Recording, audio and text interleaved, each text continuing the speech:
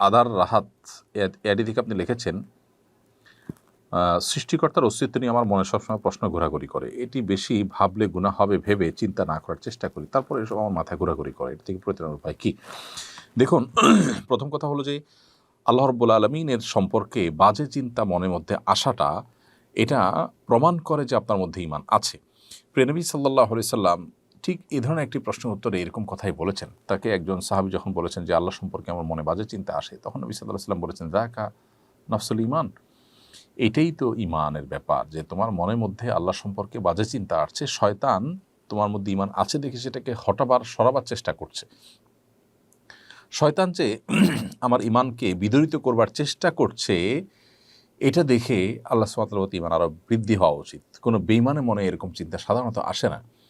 যিনি ঈমানদার তার মনেই চিন্তাগুলো আসে। ব্যাপারটা হলো এরকম যে কারোর ঘরে যখন সম্পদ থাকে সেখানে চোর ঢুকে, আর যখন কোথাও সম্পদ নেই সবাই জানে সেখানে কিন্তু চোর প্রবেশ করে না। চোর প্রবেশ করাটা সেই ঘরে সম্পদ থাকার ইন্ডিকেট বা ইঙ্গিত বহন করে। এজন্য এটা নিয়ে খুব বেশি অরিড হওয়ার প্রয়োজন নেই।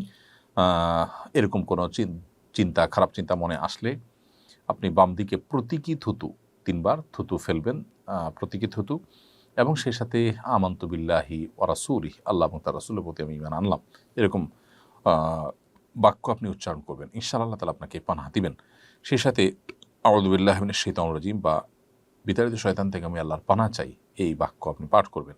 ইনশাআল্লাহ এর মধ্য দিয়ে আশা করা যায় আল্লাহ তাআলা আপনাকে হেফাজতে রাখবেন। কারণ এগুলো শয়তান থেকেই এই কুমন্ত্রণাগুলো আসে, বিধায় শয়তান থেকে আমরা বাঁচার জন্য চেষ্টা করব। জান্নাতুল ফেরদৌস আপনি আমাদের ইউটিউব চ্যানেলে লিখেছেন, আমি বিয়ের কাবিননামায় টাকার অঙ্ক না লিখে স্বামীর নাম লিখতে চাচ্ছি, যেন কখনো বিচ্ছেদের সম্ভাবনা তৈরি হলে মহারণা হিসাবে আবার স্বামীকে পাই। এটা জায়েজ কিনা দয়া করে জানাবেন। না বোন জান্নাতুল ফেরদৌস, এটা অভিনব আপনার আইডিয়া, কিন্তু এটা সঠিক নয়। বিয়ের কাবিননামায় আপনার এমন কিছু উল্লেখ করতে হবে যেটা আসলে কোনো একটা বিনিময়যোগ্য বা যেটার কোনো একটা মূল্য বের করা যায়। সো মোহর হিসাবে আপনি স্বামীর লেখাটা ভুল হবে।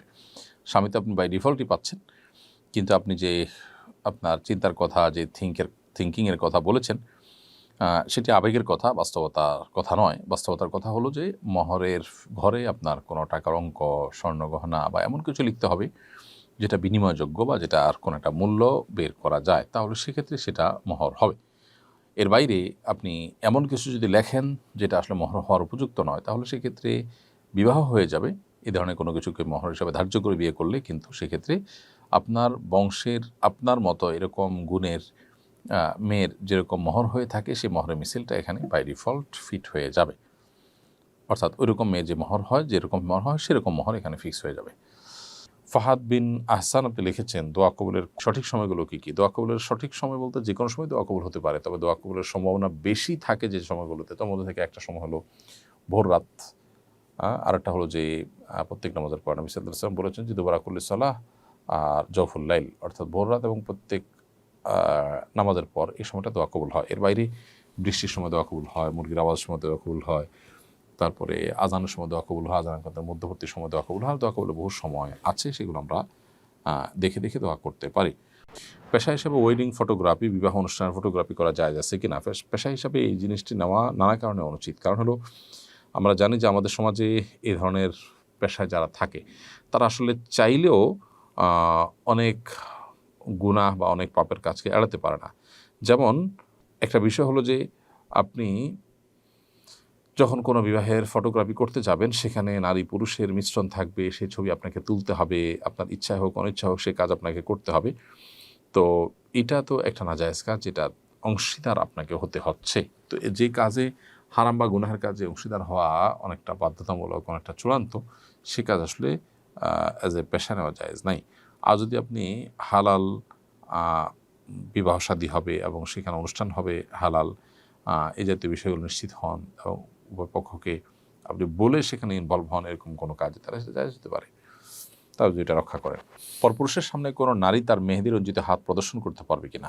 মেহেদি রঞ্জিত হাত কোনো নারী প্রদর্শন করবেন না, তবে তিনি কোনোভাবে পুরুষের সাথে কোনো বিষয় আদান প্রদান করতে গিয়ে নিরুপায় বা কোনো জায়গায় প্রয়োজনের সাপেক্ষে যদি কোনো কিছু দিতে বা নিতে হয় এবং সেক্ষেত্রে যদি কেউ দেখে ফেলে তাতে অসুবিধা নেই। নবী করিম সাল্লাল্লাহু আলাইহি ওয়াসাল্লামের সময়ও এরকম একটি ঘটনা ঘটেছে।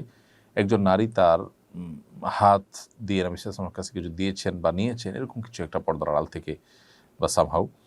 তো এখানে তার হাতে মেহেদি না থাকে, নবী সাল্লাল্লাহু আলাইহি ওয়াসাল্লাম বলেছেন যে এটা কি কোনো পুরুষের হাত কিনা, কারণ মেয়েদের দিক থেকে এসেছে অথচ হাতে মেহেদি নেই।